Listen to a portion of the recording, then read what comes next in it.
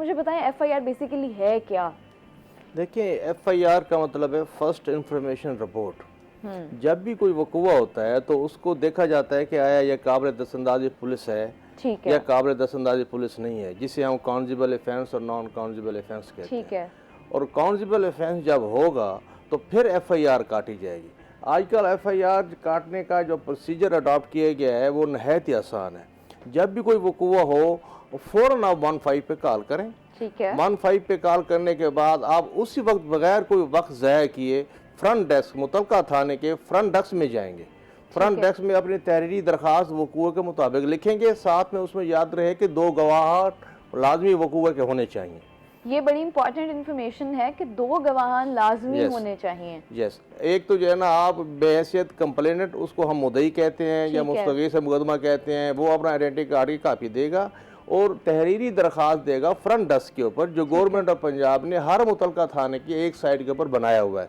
24 घंटे सर्विस मौजूद है। तो मैं कह रहा था एफआईआर उस वक्त कटेगी जब आप फ्रंट डेस्क पे जाएंगे, अपना शनाख्ती कार्ड बहैसियत मुस्तगी से मुकदमा देंगे, वकूआ की बाबत आप तहरीरी दरख्वास्त देंगे। साथ में 2 गवाहान होने चाहिए और जो मुलजमान हैं जिन्होंने एक्ट किया है उनकी पूरी डिटेल होनी चाहिए, उनका एड्रेस होना चाहिए और जो वकूआ हुआ है, जिस तरह जिसके हाथ में कोई वेपन वगैरह है वो सारा उसमें मेंशन होना चाहिए।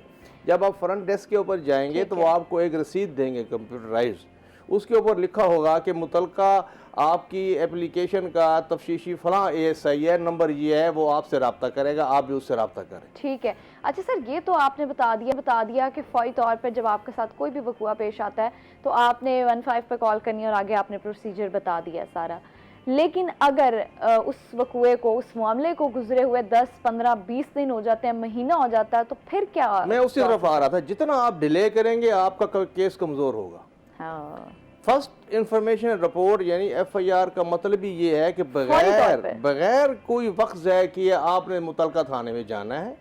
जब फ्रंट डेस्क के ऊपर रसीद आप में ले लेंगे, एप्लीकेशन जमा कर देंगे तो मुतलका ASI आपसे रब्ता करेगा। वहाँ जाएंगे आप, वहाँ जाकर अपनी पूरी कंप्लेंट दोबारा उसको बयान करेंगे और अपने गवाहान पेश करेंगे और अगर काउंसिबल ऑफेंस हुआ तो फिर एफआईआर उस वक्त कट जाती है। ठीक है। जब एफआईआर कट गई उसके बाद जो है ना वो तफ्तीशी की काम है ASI का या सब इंस्पेक्टर का, वो तफ्तीश करेगा बाद अगर वो मुलजमान को रेड करके पकड़ना चाहे तो वो पकड़ेगा। अगर वो पहले मुलजमान को किसी तरीके से पता चल जाता है तो वो बेल बिफोर अरेस्ट करा लेते हैं कोर्ट में, उसके बाद निगरान हो जाता है। कोशिश करना चाहिए कि बगैर कोई वक्त ज़ाया किए आप एफआईआर कटवा कर अपने मुलजमान को अरेस्ट कराने की कोशिश करें।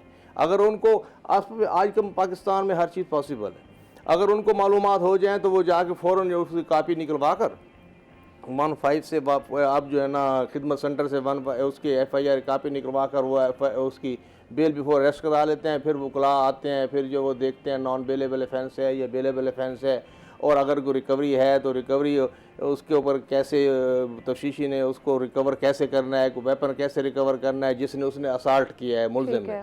तो एफआईआर का मतलब है फर्स्ट इंफॉर्मेशन रिपोर्ट। वकूआ जब भी हो और आप बगैर कोई डिले किए आप फ़ौरन थाने मुतलका जाएं, अपनी एफआईआर लॉन्च कराने की कोशिश करें। अगर ना करें तो आप मुतलका ऑफिसर को कंप्लेंट कर सकते हैं। उस वक्त वहाँ पर DSP मौजूद होता है, CPO है, RPO है। मगर गवर्नमेंट ऑफ पंजाब की ये फैसिलिटेशन सेंटर बना हुआ है हर थाने में, इसमें बहुत फैसिलिटी है। आम आदमी भी अगर थोड़ा सा भी न हो रखता है, अगर उसमें अगर उसको इलिटरेस ज़्यादा है, इलिटरेसी रेट पाकिस्तान में ज़्यादा है, अगर वो एक दफ़ा थाने चला भी जाए, किससे भी पूछ जाए कि फ्रंट डेस्क में मैंने एप्लीकेशन देनी है, तो आजकल कोई प्रॉब्लम नहीं है। उसकी एफआईआर भी उसकी एफआईआर भी कट जाती है और उसके तफसीर भी होती है और उसकी दाद रसी भी होती है। ठीक है। तो सर अगर अभी आप बता रहे थे कि अगर तो लेट हो गई है तो आपका अपना केस कमज़ोर हो जाता है, अगर आप एफआईआर करवाने में लेट हो जाते हैं। लेकिन हमारे मुल्क की जो सूरत हाल है, फिर कुछ लोग भागते भी हैं, कुछ लोग अब लेट सपोज कोई पैसों का मामला है तो वो लोग कहते हैं कि जी 1-2 लोग अंदर डाल के जी वैसे ही मामला जो है वो हल हो जाए, ना ही पुलिस तक जाना पड़े, ना ही एफआईआर कटवानी पड़े। लेकिन फिर अगर बाद में आप एफआईआर कटवाते हैं तो क्या वो केस स्ट्रॉन्ग रहता है? नहीं, जैसे मैंने पहले कहा है कि जितना आप डिले करेंगे एफआईआर कटवाने में, जितना आप मुतलका थाने में जाने और रजू करने में डिले करेंगे, आपका केस कमज़ोर होगा। ठीक है। वो उसकी जो है ना मुलजिम आपके मुलजिम की बेल हो जाएगी, पहले तो इसी डिले की वजह से उसकी अबूरी बेल, जिसे बेल बिफोर अरेस्ट कहते हैं, वो कंफर्म होने का ख़तरा होता है। बाद अगर वो पकड़ा भी जाए, उसको अरेस्ट भी कर लिया जाए और उसको जो जुडिशल के बाद जो है ना उसकी बेल आफ्टर अरेस्ट भी जल्दी हो जाती है किसी इसी डिले की वजह से। अच्छा। तो लिहाजा CRPC यानी कि क्रिमिनल प्रोसीजर कोड जो है उसका पहली जो है ना वो हम यही अपने हमें उस्तादों ने यही सिखाया है, अल्लाह में भी यही लिखा हुआ है कि फ़ौरन आपने फर्स्ट इन्फॉर्मेशन रिपोर्ट करानी है और वक्त ज़ाया नहीं करना। जितना आप वक्त ज़ाया करेंगे अपना केस कमज़ोर करेंगे। ठीक है सर, मुझे ये भी बताइएगा कि क्या पुलिस के पास ये इख्तियारात होते हैं कि वो FIR में कुछ दफ़ात को बदल सके? नहीं, पुलिस के ऊपर कोई इख्तियारात नहीं होते पुलिस को FIR में बदलने का। जब वक़ूअ के मुताबिक तफ्तीशी वक़ूअ के मुताबिक कानून के मुताबिक एक दफ़ा सेक्शन लगा दे FIR में तो वो चेंज नहीं कर सकता। अच्छा। हाँ, उसको सेक्शन अगर आप देखते हैं कि उसने FIR के में वक़ूअ के मुताबिक सेक्शन नहीं लिखे तो आप मुतलका मजिस्ट्रेट से रिजू कर सकते हैं।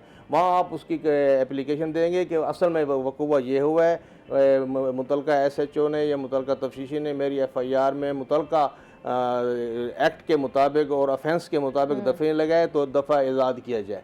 तो वहाँ पर बहस होती है, वहाँ मजिस्ट्रेट के आर्डर से जो है ना वो दफ़ा आज़ाद किया जाता है। तफ्तीशी आज खुद नहीं कर सकता। नहीं कर सकता। ठीक है जी।